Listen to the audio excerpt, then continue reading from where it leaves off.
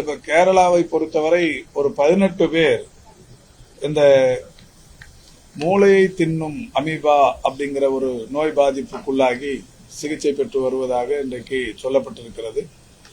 மூளையை தின்னும் அமீபா அப்படின்னா நம்ம மூளையவே அது தின்றுமா? வாங்க பார்த்துடலாம். மெயினா தேங்கி நிக்கிற நீர்நிலைகள், குளம், ஊரணி, கிணறு, அப்புறம் சரியா குளோரினேட் பண்ணாத ஸ்விம்மிங் பூல், ஈவன் ஆறு வந்து ஃப்ளோல இருந்துச்சுன்னா பிரச்சனை இல்லை. இப்போ நம்ம வைகை ஆறு மாதிரி கொஞ்சமா ஃப்ளோ ஆயிட்டு அங்கங்க தேங்கி நிற்குன்னா அந்த தேங்கி நிற்கிற தண்ணியில கூட இது வளர்றதுக்கு வாய்ப்பு இருக்கு. இது வந்து நெக்லேரியா ஃபவுலேரி அப்படின்னு சொல்லுவாங்க இந்த அமீபாவோட பேரு. ஸோ இந்த தண்ணியை நம்ம குடிச்சுட்டா நம்மளுக்கு பிரச்சனை கிடையாது.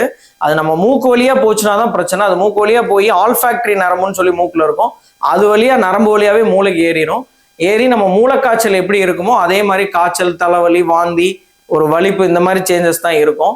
ஸோ இதை எப்படி நம்ம ப்ரிவென்ட் பண்ணலாம் அப்படின்னா, ஏன்னா ட்ரீட்மெண்ட்ன்றது பெருசா கிடையாது. ப்ரிவென்ஷன் எப்படி அப்படின்னா, இந்த மாதிரி தேங்கி நிற்கிற தண்ணியில குளிக்காம இருக்கணும். அண்ட் மூக்கு சில பேர்லாம் வாஷ் பண்ணுவாங்க தண்ணி வச்சு, அந்த மாதிரி கழுவுறீங்கன்னா பாயில் பண்ணி, இல்லைன்னா குளோரினேட்டட் வாட்டர் மாதிரி நீங்க யூஸ் பண்ணிக்கலாம். அண்ட் இந்த மாதிரி சிம்டம்ஸ், ஃபீவர், இந்த மாதிரி வலிப்பு தொந்தரவு இருந்ததுன்னா உடனே டாக்டர் போய் பாருங்க. இந்த இன்ஃபர்மேஷனை உங்க ஃப்ரெண்ட்ஸ் அண்ட் ஃபேமிலிக்கு ஷேர் பண்ணுங்க. அண்ட் டயபெட்டிஸ் மற்றும் ஜென்ரல் ஹெல்த் பத்தின மெடிக்கல் கண்டென்ட்ஸுக்கு நம்ம பேஜை மறக்காம ஃபாலோ பண்ணிக்கோங்க.